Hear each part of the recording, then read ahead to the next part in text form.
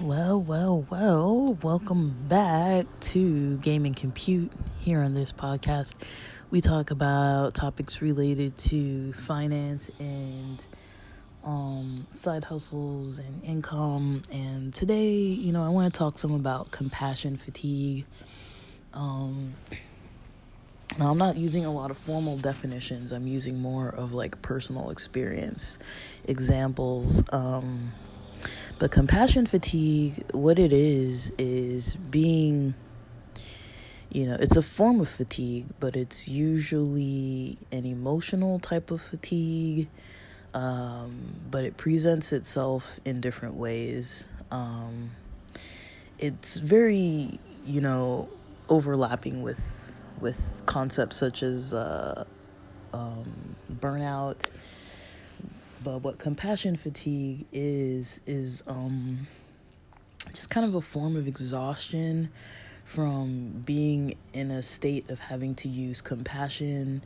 Not saying that it's bad to be compassionate, but like with most things, when you're using your energy to do a specific task, we only really have so much energy.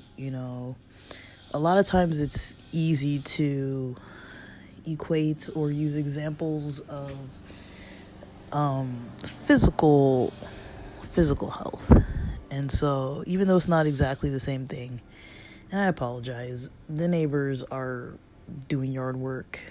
They have gardening services that come in for them on Tuesday afternoons or mornings, and we're in the middle of a little brown down here, and so, my work computer's off to conserve the power, and I'm kind of on my lunch break, and I'm keeping the windows open because I can't use the fan, and I've only got one window option. This one window being open provides more privacy than the other one when I'm recording, but it's a little louder, so I hope it's not too loud in the background. But if you hear weird noises, it's because of the lawn mowing and the machinery that's going full force just right on the other side of the neighbor's the fence that we share with our neighbor. My window overlooks that fence, so we're right there, guys. We're like in the heart of the yard work. But anyways, so when you think about just like fatigue, right? Say for example, if you're hiking, right? All of us know, what amount of energy you need. Well, maybe you don't know, but if you're familiar with walking, running, hiking, you know how far you need to go before you need a bathroom break, before you need food, before you need a beverage, hydration, before you need to rest your muscles, before you need to take a break because you're not breathing properly. And usually you can time, the way you eat, the way you prepare, the way you sleep, to prepare for your activity. And then when you go do it, ideally, you get to and from where you're trying to go before you start running out of either muscle energy, power, or, before the food, energy wears off, or before you need to hydrate some more. Now you can do things to prolong, this physical activity by bringing like a camel pack or like a backpack with like products in it that you can, like power bars and a little like disintegrating type toilet paper and water and, hydrating like hydration beverages and, meals, food, PB&J sandwiches. Like, you can even backpack, that's a more prolonged experience where you're gone for multiple days and you're out in, in the wilderness cooking your food and stuff like that. Or you can do like an urban version of that even, but, you're out, cooking, and you do what you need to do to get to the destination and then back to either your house or your car to drive you home or whatever. Like, you get through the round trip by knowing your body, knowing yourself, preparing. And with compassion fatigue, it works very similarly. We only have so much energy throughout the day, and if we're not able to replenish that energy by the next day when we need to use that compassion again, you might feel depleted when you start work, and then you end up having to still continue to work. If you had a job where you're really providing a lot of emotional care towards somebody or different situations, and you don't have enough energy or time free in your spare time to really do enough self-care, maybe on your free time when you go home, you have to help somebody with like homework, and you have to help maybe a spouse or a roommate or a housemate or a family member with like a lot of their physical problems, or shopping or errands and all this other stuff, and it might just be draining on other levels. And so you're helping at work, and then you're helping outside of work. You don't really have any time to really replenish that. And after a while, and everybody's different, but after a while, that kind of wear and tear just starts seeping into every day, to a point where you're not starting your days off as strong and energetic. You're already kind of fatigued when you start the day, and then there's more stuff being piled on every day. Some job sites, you can't even predict what your day is going to be like. Ideally, if you have a job that requires a lot of compassion and emotional energy of you, it's ideal to be able to kind of have some control over your schedule to combat that. To be able to say, okay, Thursdays I'll do paperwork, and this day I'll do these types of sessions, and those days I'll do those types of sessions, so that maybe your most energetic days you have your most intensive sessions, and then your second most energetic days you have like a middle level of intensive sessions, and then the day that with your third low, like a little lower energy, you have sessions where you don't really require so much intensity of like emotional drain. Like, I mean, for people who might not know, I mean, dealing with somebody's problems, can drain your energy. You can think of, just maybe people that you might know in your personal life that might just need so much from you all the time, and you can think about how you feel when you're busy and they're calling you, and this person's pattern of calling you is only when they need you to give them a ride, only when they need you to help them financially, to give them money because they can't afford the rent or their groceries or some kind of a bill that they need to have the lights turned back on or something along these lines. And imagine if you're already tired and you're trying to take a nap after work. You get home 5:30 p.m. You only have like 30 minutes till you have to start making dinner for your family. You just want to rest your eyes, and this person comes calling you, and it's like they really need your help, and you're so exhausted already.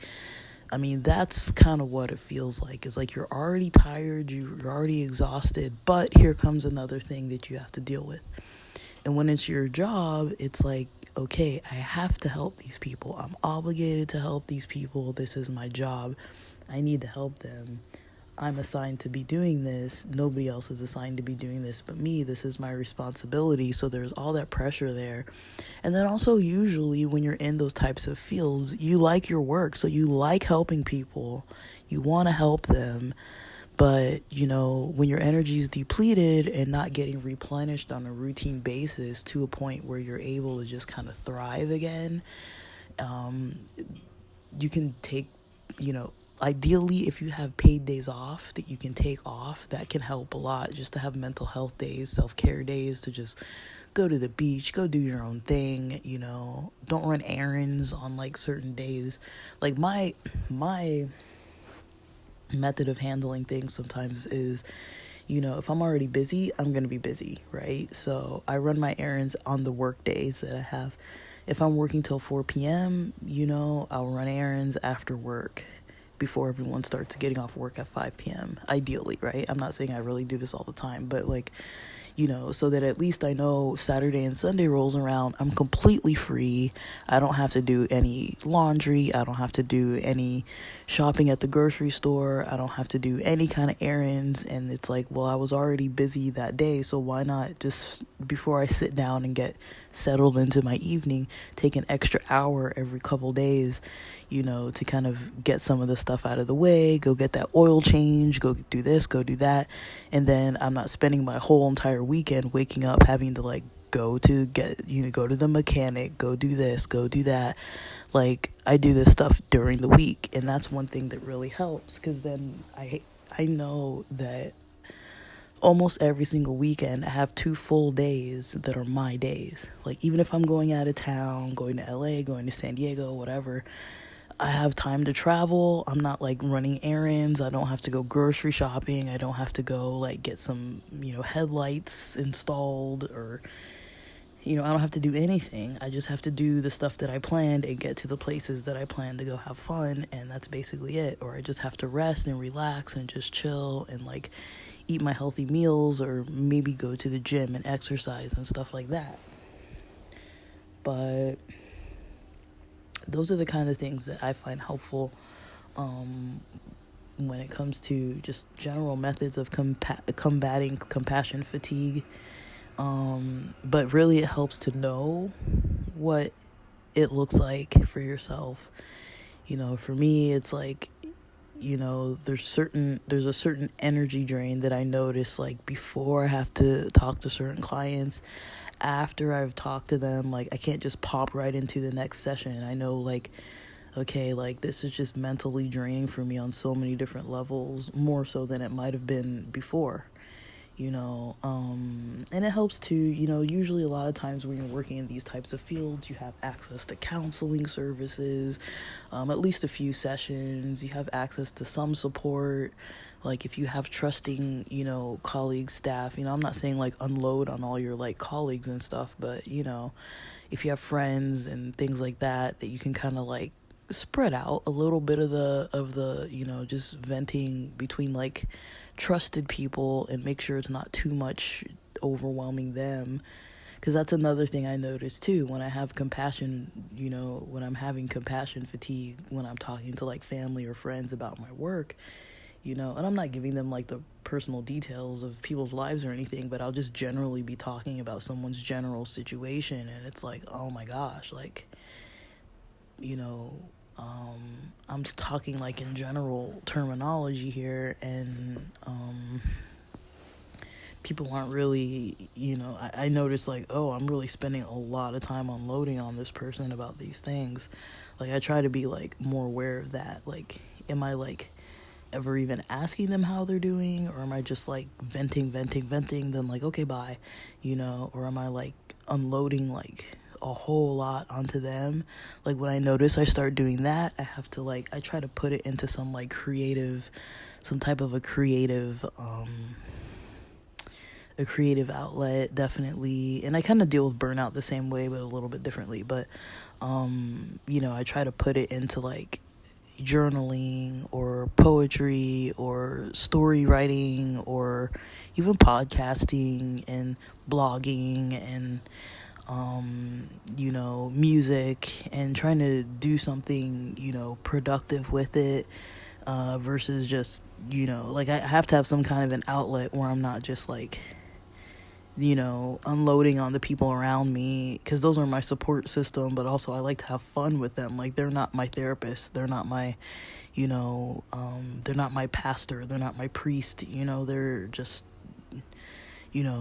their family, their friends. It needs to be a balanced relationship with them too. They're not there to like care for my mental health for me and like help me process my emotions all day long.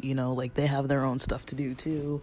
And then like, I don't want to get to the point where people are like avoiding and ignoring me because I'm interfering with their day, because I'm having my problems that I can't manage, and then I can't even function in my social settings, and so in my personal life. So it sounds like it's not even a serious problem, right? But you could see how it could get to a place where it's out of hand. accidental mistakes can happen with clients, or like maybe you're just kind of not fully present for them in like a very like proactive way, where like you're really helping them get their needs met and they're like engaged with your enthusiasm and your energy and stuff. Like sometimes it's just hard to really be that person for them.